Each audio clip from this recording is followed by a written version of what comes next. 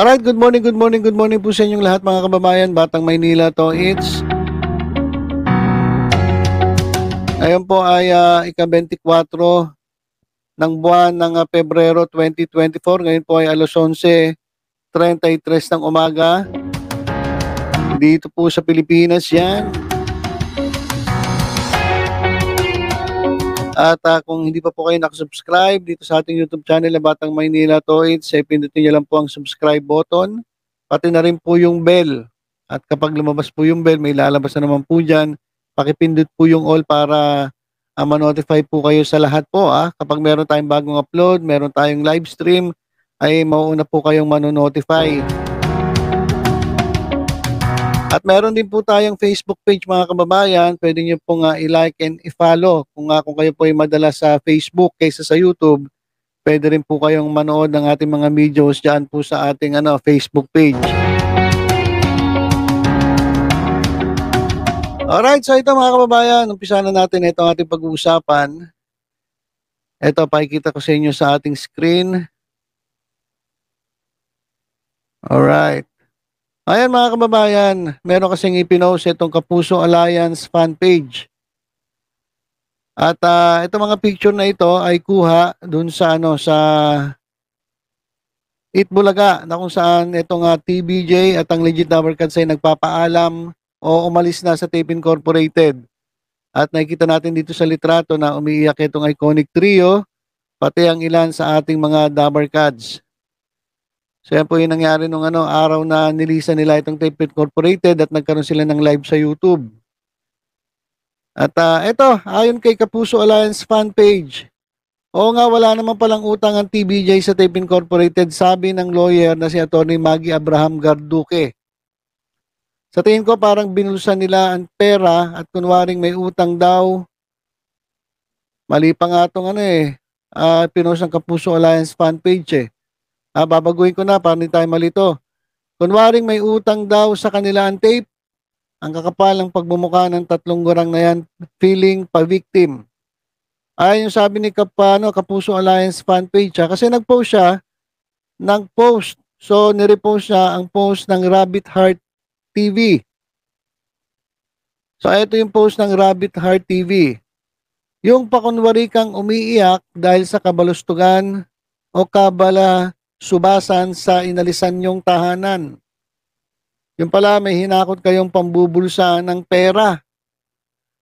Ito meron silang ibinibintang dito sa TBJ at sa mga Legit Number Cards, meron daw hinakot di umano itong TBJ, may binulsa daw na pera. Kunwari may utang sa inyo ang tape, pero wala naman palang utang sa inyo. Kakapal ang pagmumukha ng tatlong rapist na feeling pa-victim. Ayan mga kababayan, yung post ni Kapuso Alliance fan page. At pinagbibintangan nila itong TBJ na nambulsa ng pera at nagkunwari daw na merong utang sa kanila ang Tape Incorporated. Sa totoo lang mga kababayan, di ba meron naman talagang utang ang tape pero nabayaran na yung utang nila nung matagal na panahon na sweldo ng TBJ na hindi nababayaran. At yung mga utang-utang na yan, usaping utang-utang, pinutunayan naman yan ni Chiki Holman. Nung na-interview itong si Chiki Holman, itong kauna-unahang female co-host ng Itbulaga, sabi niya, matagal siya, nagsisimula pa lang sila, ilang buwan ba? Linggo na hindi siya nababayaran. Kaya nga alam ko, sinampahan niya ng kaso ang Tape Incorporated during that time So, hindi na bago dito sa Tape Incorporated na magkautang sila sa kanilang mga empleyado kasi nga minsan late sila magbayad ng mga talent fee, ng mga sweldo. So ganun yung nangyari sa TBJ. Pero nabalita bago umalis umalis na ba ang TBJ? Hindi ko po matandaan balita naman yun na nabayaran na itong Tito Vic and Joey, yun sa utang. Alam ko kay Joey lang at kay Vic Soto may utang ang tape at nabayaran naman na yan. In fairness to Tape Incorporated, nabalita na nabayaran na. Pero yung utang nila kay Anjo Iliana, ayan ang wala pa tayong balita. Kasi ang pagkakalam natin, nung na-interview si Anjo Iliana, kumbaga pinasa Diyos niya na lang Kasi halos magmakaawa daw siya sa Tape Incorporated para lang mabayaran yung utang ng tape sa kanya. Hindi natin alam kung nabayaran. Wala namang sinabi si Andrew Iliana. So yung mga utang-utang na yan, hindi na yan bago sa tape. Kumbaga nakasanayan na yan. Kaya ito, ginagawa nilang issue. Sabi na itong Rabbit Heart TV. Nung umayak nga daw itong iconic trio at ilan sa mga legit number cards nung umalis sila sa tape, ay kunwari lang daw na umiiyak-iyak dahil binalasubas daw sila di umano na itong tahanan kanilang iniwan, itong Tape Incorporated. Tapos may bintang sila na yun pala, may hinakot kayong pambubulsa ng pera. So pinagbintangan itong TBJ at itong legit number cards na meron silang ibinusang pera. So mabigat na ano to mga kababayan, na mabigat na akusasyon laban sa TBJ. So parang pinalalabas magnanakaw itong Tito Vic and Joey. At pinalalabas pa raw ng TBJ na may utang ang Tape Incorporated sa kanila pero wala naman pala. At kapag babasahin pa natin, diretsuhin natin itong kanilang caption ng Rabbit Heart TV, kakapal ang pagbumuka ng 3 rapist na feeling pa-victim. So ito mga kababayan medyo ano na to, medyo mabigat na tong pananalita ng Rabbit Heart TV. Etong Rabbit Heart TV kung titingnan ninyo, bagong-bagong Facebook page. At malamang ito ay ginawa para, alam nyo na, siraan itong Tito Vic and Joey. Sanay na sanay po sila dyan sa ganyan. Yung mga panatiko ng tape, yung mga troll, ang galing nila gumawa ng mga Facebook pages na ang layunin ay siraan itong TBJ at itong legit number cards, itong Itbulaga. Kung matatandaan ninyo, meron silang ginawang Facebook page na yung Pepsi, Paloma Spolarium. Oh. Yung ginawa nila yung Paloma Spolarium, bagong-bago ang ginawa. Lahat ng post nila, panay-paninira sa TBJ. Ayan naman ay kinontra natin yung ilang post ng Facebook page na yan hanggat na ano po yun, natanggal po yung Facebook page na yun. O tinanggal nila mismo kasi yung admin ng Facebook page ng Paloma Spolarium ay umamin na siya ay binabayaran na netong ni Tape EB Defender. O sila ngayon naglalaglagan. Binayaran daw siya para gumawa ng Facebook page na ang gagawin lang ay sirain, mag-imbento ng kwento laban dito sa TBJ. So nawala na yun Alam ko nawala na yung Pepsi, yung Paloma Spolarium na yun. At ito naman ngayon ang ginagamit nila. Itong Rabbit Heart TV. Nung tinignan ko to, ngayong Pebrero lang, 2024 to ginawa So, etong mga troll na supporter ng tape, hanggang ngayon ayaw pa rin tumigil. Kumbaga hindi pa nila matanggap na talagang na sila. Hinihintay na lang nila yung closing, yung kanilang pagsasara. Kaya siguro, sabi nila, bago kami magsara, ito, bibirahin namin ang bibirahin ng TBJ at mag-imbento kami ng mga kwento-kwento. Katulad dito, ng bulsa raw, ng pera itong Tito Vic and Joey bago umalis dyan sa Tape Incorporated. At ito matindi mga kababayan, yung kanilang hayagang pagbibintang dito sa Tito Vic and Joey na ayon sa kanila ay 3 rapist na feeling pa-victim.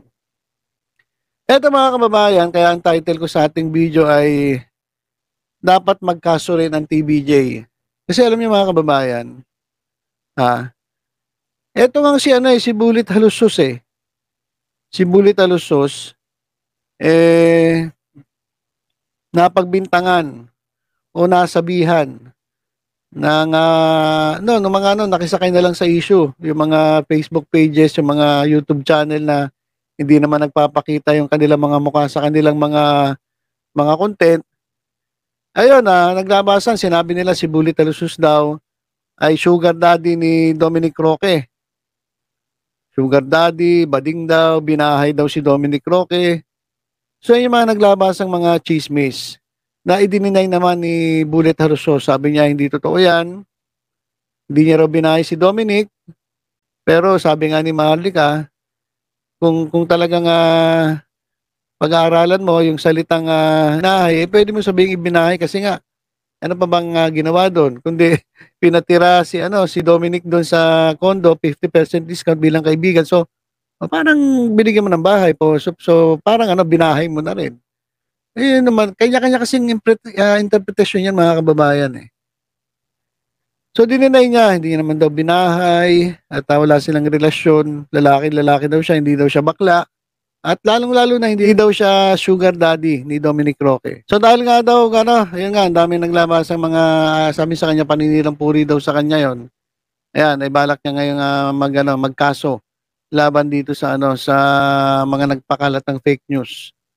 So, ito ngayon ang siste. Kung ikaw nasabihan ka lang na bakla ka, sugar daddy ka, di mas lalo nang may karapatan itong TBJ na magsampa ng kaso. Kasi biruin mo, pagbintangan ka, nambulsa ka ng pera ng Tape Incorporated. Sinabi, nambulsa ka, bago ka umalis, binusa mo yung pera. So ayun, isang na yun, isang pagbibintang na walang basihan. Pero lang, kung may patunay sila, di kapag nagsampa ng kaso TBJ, di patunayan nila sa korte. Pangalawa, eto matinding pagbibintang, sabi, rapist daw etong tatlo. Ay ang mga usapin na ganyan, noon pa yan na tungkol dyan sa Pepsi na yan, na wala namang basihan. Ito nga mismong si Coca Nicolas na-interview ni Julius Babaw, sinabi niya, hindi naman daw totoo yan. Gawa-gawa lang daw yan ni sino ba yung manager nila, yung baklang si Ray sino ba yun? Inamin mismo ni Coca Nicolas na invento lang yon para sumikat sila. Sabi nga gagawin daw lahat ng manager nila para sumikat sila. So inimbento yung kwentong rape ng TBJ dito kay Pepsi Paloma. Si Pepsi Paloma raw mismo nagsabi na hindi totoo yon. Tapos ngayon, walang katapusan na paulit-ulit na issue nila laban sa TBJ, ito nga rape. So ito mga kababayan, ito nga pagsasalita ng Rabbit Heart TV, maging netong Kapuso Alliance fan page, ito ay alam ko grounds na ito, pwedeng gamitin grounds for libel kasi paninirang puri na po yan. So yung tawagin kang bakla, paninirang puri na, mas lalo na itong tawagin kang rapist at magnanakaw, di ba? So ay mga kababayan, yung sana tingnan din ng TBJ, sila lang ba may karapatang magdemanda at magkaso sa mga taong sinasabi nila na yumurak sa kanilang pagkatao? Meron din karapatan ng TBJ. Di ba? So sana pag-isipan din ng TBJ yung mga legal na aksyon laban sa mga ganitong klaseng mga Facebook pages, mga paninira ng mga tulonggis na troll na pinakakalat ng kalaban. Kasi gano'n na ata gusto nilang labanan konting konting kanti na tawag doon, konting pitik lang sa'yo, iiyak ka na. Tapos pagsusumbo ka na sa abogado mo, magsasampa ka na ng kaso. Para ka namang hindi public figure, di ba? Kasi pag public figure ka, asahan mo na yan. Kasi nasa limelight ka nasa spotlight ka. Nakatutok sa yung ilaw. So maliwanag na maliwanag yan, kita-kita ka ng tao, bawat kilos mo. Ngayon, responsibilidad mo na yun, na ingatan yung yung sarili mo. Yung iyong, ano ba tawag doon? Yung iyong pagkatao. Kung gumagawa ka ng katarantaduang katulonggisan, talaga mapapansin ka kasi nga, public figure ka Tapos, public figure ka, konting pitik sa'yo, iyak ka agad, sumbong ka agad, kaso agad. Ang dami nga pinalalampas ni BJ na ganyan di ba? Katulad nito, grabe, sobra-sobra itong banat ng isang Kapuso fan page na ito, at itong rabbit na to. Di ba dapat sampulan din nila to? Kung kakasuhan ni Bullet yung ibang mga taong nagsasabi na sugar daddy siya, kasuhan din ng TBJ. Ito mga nagsasabi na rapist sila. Di ba? O sa akin mga kababayan, yung ano, yung ilan sa mga nangyayari ngayon dahil nga dito sa labanan para sa Itbulaga ng Tape Incorporated at ng TVJ Productions. Ang dami po nakikisaw-saw mga Facebook pages na kung ano-ano binibintang sa TVJ. So siguro dapat sampulan ano. Sampulan ito ng TVJ. Kasi nga ito si Bullet nga eh. Dahil sa naglabasa ng mga litrato na sweet-sweet sila, naisip tuloy ng mga ating mga kababayan na sugar daddy at babading-bading. O dininay niya, pero meron naman 'di ba? Meron ng mga naglabasang ebidensya. Na pero dinideny pa rin. Siyempre karapatan naman ni Bullet na i-deny yan. At yan, lalaban daw siya sa korte. Adi, abangan natin kung ano mangyayari. So sana sa Itbulaga, sa TVJ, ganun din gawin nila, no? Sample lang din nila itong mga nambibintang sa kanila ng walang basihan. Di ba? Para patas-patas na. Gusto niyo pala ganyang labanan, no? Di pagbigyan. Di ba? So ilang mga kababayan, tutok-tutok lang po dito sa Batang Maynila to sa iba pang updates. Ingat po tayong lahat. God bless po.